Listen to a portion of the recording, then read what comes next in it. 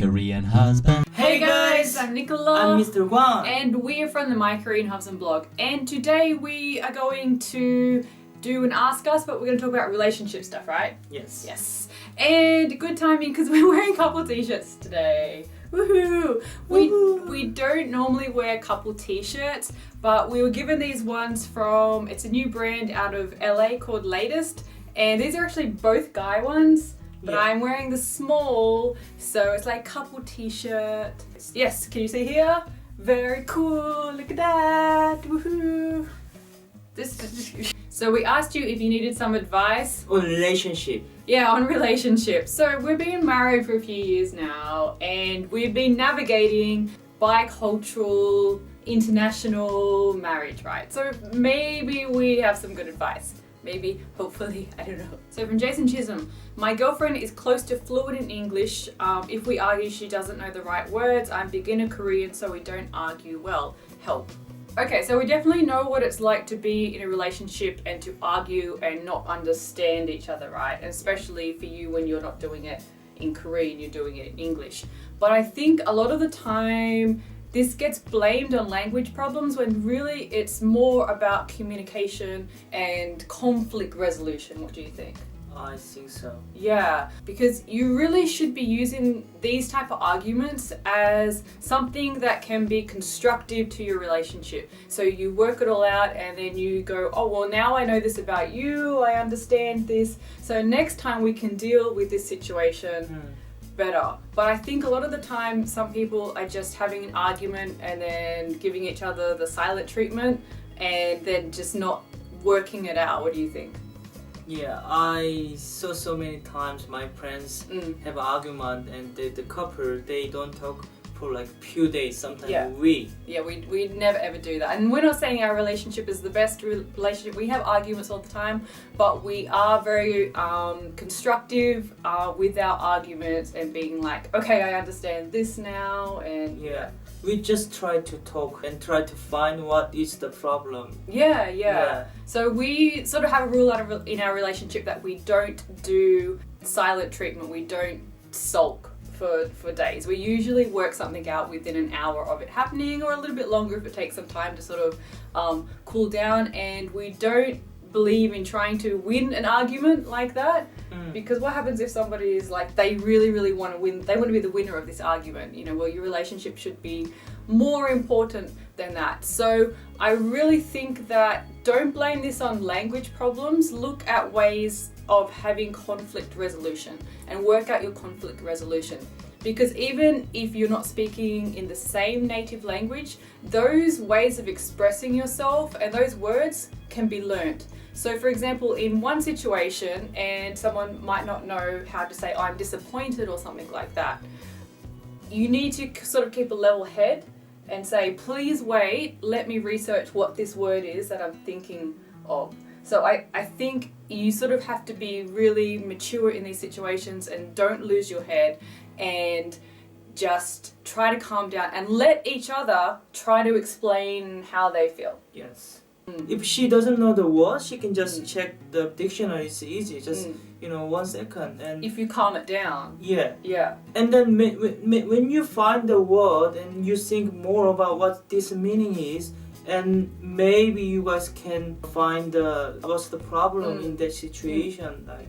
So I think our advice is when there is an argument, don't get so hot-headed about it and don't get too worked up about it. If you do get really worked up about it and you can't talk about it, you still need to have that time afterwards to sit down and logically explain things, and also remember about cultural differences and not to say that your culture is right or that you're right because things are done like this. Sometimes you just need to come to a resolution of like, okay, this is just different, but I respect it and understand it.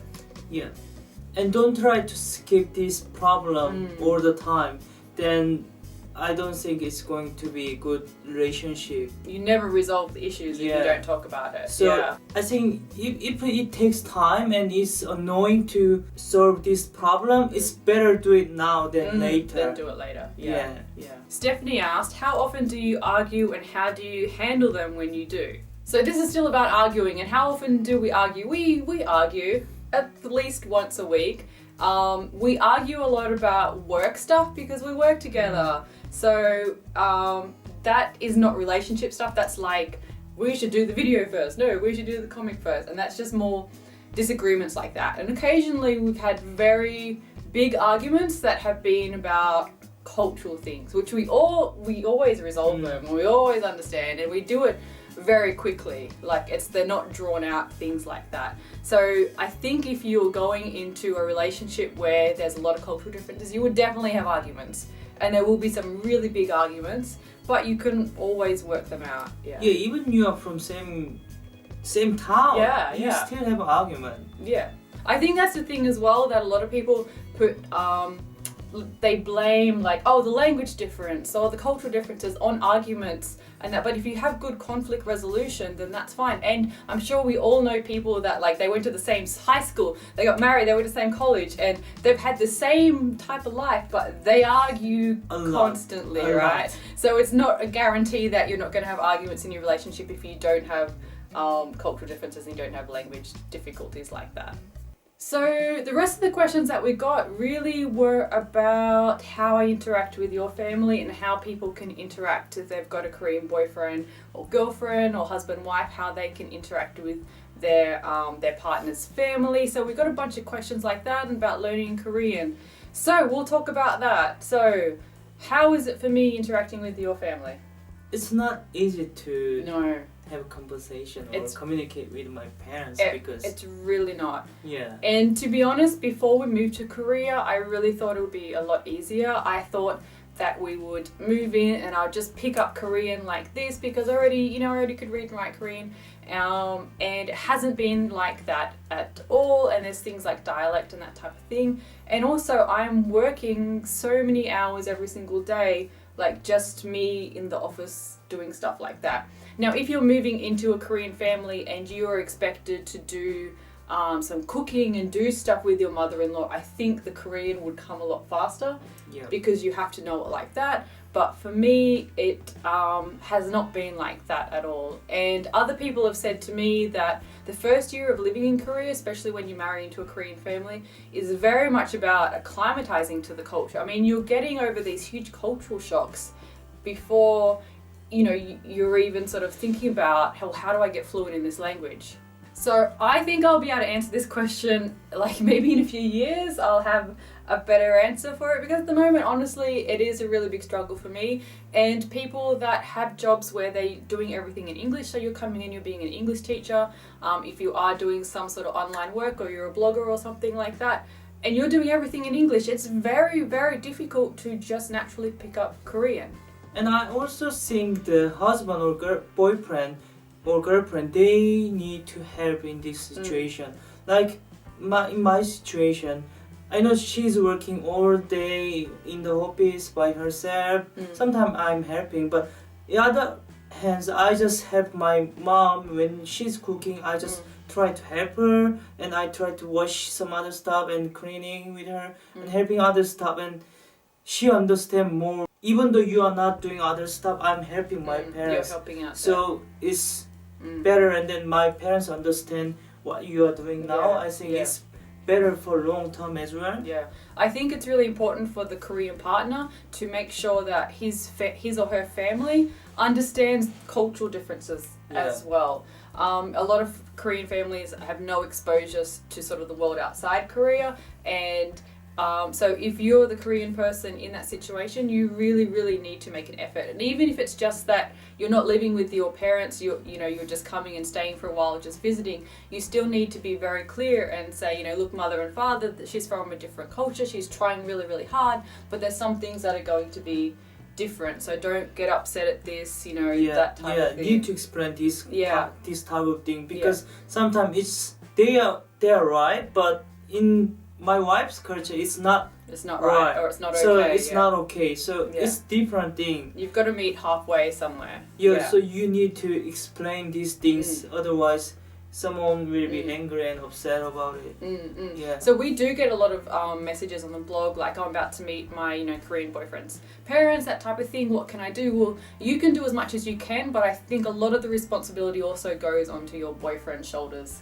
as well. Like he has to do a lot in this situation as well. Yeah. One thing that is a cultural difference that I find works to my advantage in dealing with my in-laws and communicating with them is that in Korea, women are allowed to be very cutesy and have aegyo, which is this cutesiness. So even though I'm a woman, oh my gosh, in my 30s now, I can use this way of interacting to still make your parents feel good and make them laugh and come across well to them. Now in Australia, that would be unacceptable behavior, but here I'm allowed to be more cutesy and I'm allowed to be a little bit silly and childlike like that, and that goes across well. So things that are cultural things that you can use to your advantage, use it, because you'll have a better atmosphere.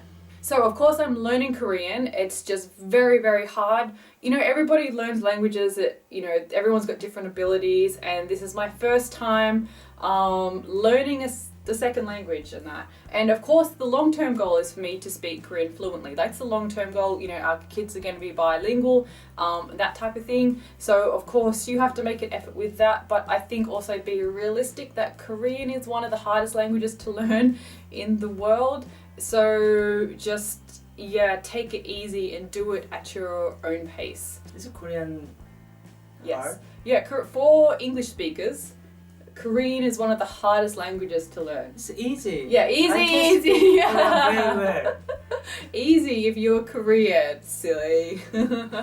Okay, that's all for our Ask Us relationship video. So we do get a lot of emails from people and they want a lot of advice on their relationships, but those emails are kind of getting overwhelming now. Like we really can't sit down and reply to everyone. So when we do a video like this, you can leave your comments below and we will try to address some of these concerns in videos, because a lot of the time it does end up being the same sort of questions. Yes. Over and over again. So if you're new to our channel, please subscribe to us, and you can thumbs this video up, and on the blog there are lots of funny little comics about our life together, and check out the social media as well. Bye-bye. Bye. Bye.